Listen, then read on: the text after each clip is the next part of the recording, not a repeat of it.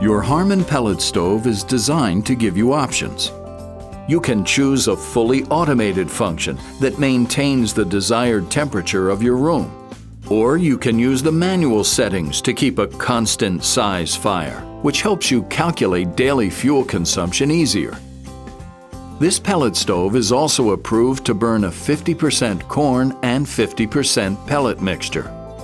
Today, we'll demonstrate how to start and run your stove in the automatic mode.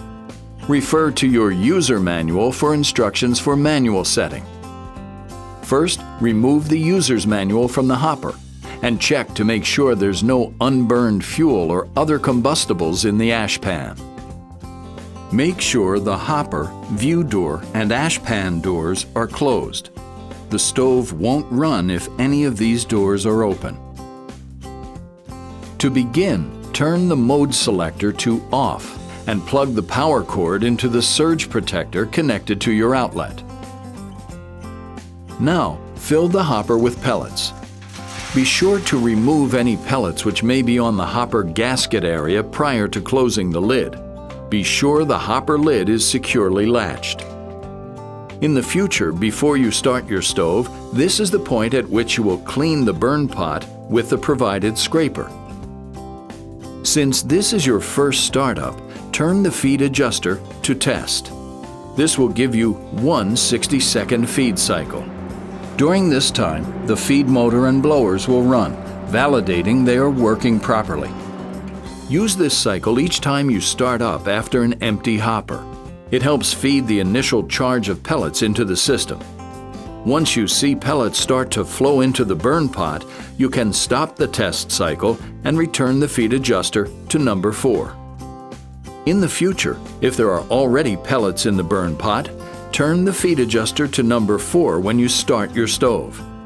You may need to increase or decrease this number depending on fuel quality, but it's a good place to begin. If you are seeing overfeeding of pellets, you may need to set the feed adjuster lower. Now that you have pellets in the burn pot, flip the igniter switch into the auto position.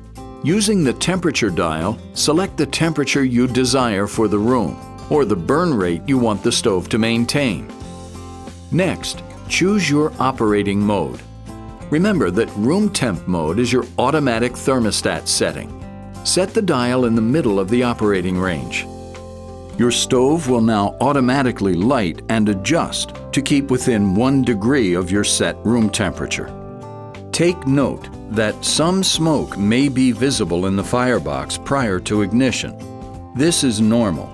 However, if the burn pot is not cleaned at proper intervals, you may see excess smoke in the firebox, followed by a slight woof sound when ignition occurs.